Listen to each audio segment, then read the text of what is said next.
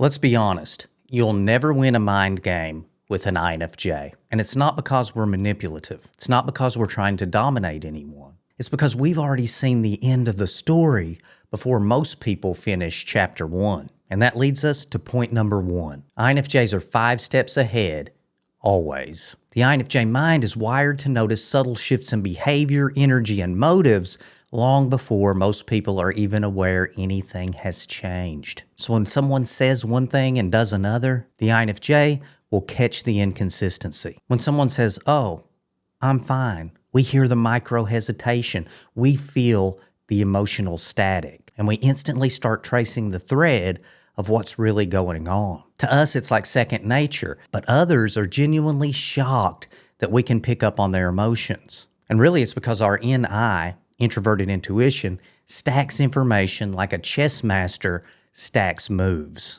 So while most people are thinking 1 step ahead, the INFJ is working with 5 steps, a backup plan, and a hidden insight that no one else noticed. And it isn't paranoia, it's pattern recognition. It's the natural way our minds operate. And in a world full of masks and surface-level games, that level of insight is quietly intimidating. Number 2, we read people to help, not to manipulate. What many people misunderstand about INFJs is this. We're not looking into your soul to win some game or to profit from you. We're doing it because we care. We genuinely want to help. If we see a self-sabotaging pattern in someone, our first instinct is not to shame them, it's to understand them. And if they're ready, we're there to gently help them out of whatever predicament they're in. But if someone turns against us, abuses us, takes advantage of our insight, or starts playing psychological games, that changes everything. At that point, we stop protecting their ego,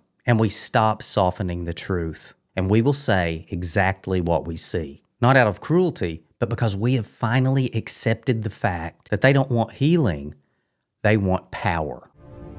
My precious.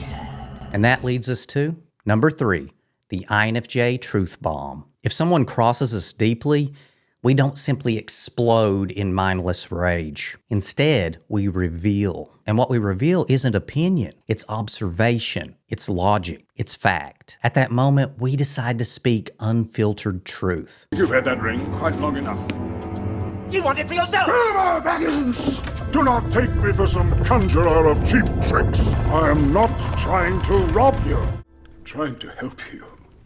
Us INFJs often expose patterns, weaknesses, and false identities that people have been hiding behind for years. And when we do it, it can feel surgical, cutting, devastating, ego-destroying. But again, we don't do this because we're cruel, but because we've been quietly paying attention. And we've been doing that for a long, long time. All that time with the intention to help the other person with their issues. INFJs have good hearts, and even in their rage, they are trying to wake the other person up. Where other types might punch someone out of anger, the INFJ gives dazzling truth in a last-ditch effort to help the person. And what's even crazier, the other person knows that what we're saying is the truth. And most people, they have never experienced that level of accuracy directed toward them before, especially from someone who initially seems so calm and quiet. Quick pause here. If you're an INFJ and this video is hitting home, I wrote an ebook just for you. It's called INFJ Unlocked, and it has everything I wish someone would have handed me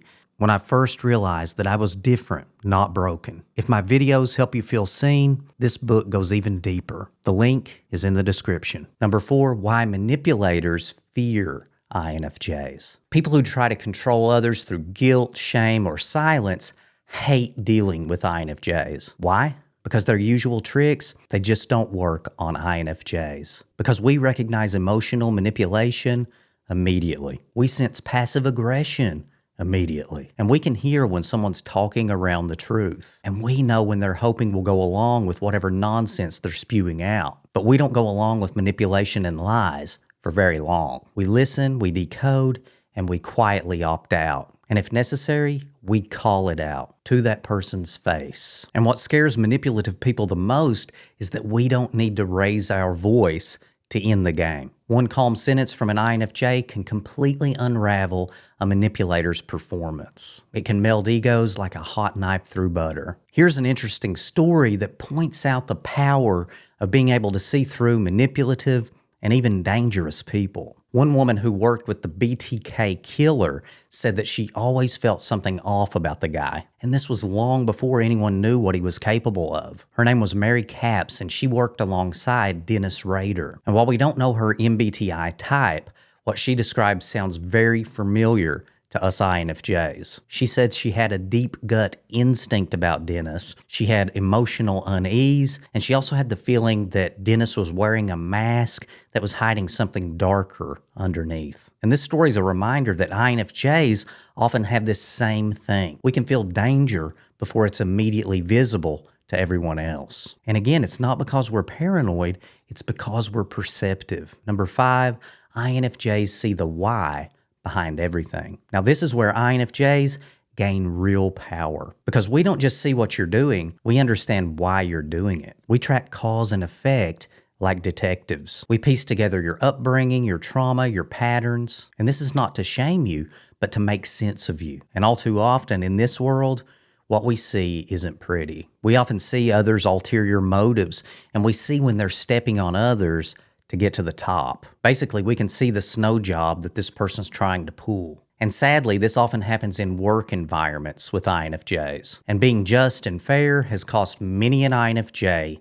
their job. Number 6, INFJs see through unfair systems. INFJs don't just sense individual patterns, we also see systemic patterns. In politics, in workplaces, in friend groups, we're the ones asking, why is that person being overlooked? Why does this decision benefit the powerful instead of the capable? We believe that leadership should go to the person who has the wisdom, competence, and heart to do the best job, not the one with the most connections or the one with the loudest voice. Nepotism, power games, backroom deals, they literally make our INFJ's skin crawl. Because us INFJs, we don't want to play the system. We want to fix the system so that everyone has a fair chance to contribute. Number 7, we see the misfit in the group. In social settings, INFJs automatically scan the room, not for attention, but to make sure no one's being left out. We notice that person sitting alone. We notice the one smiling too much just to cover their discomfort, or the one being subtly excluded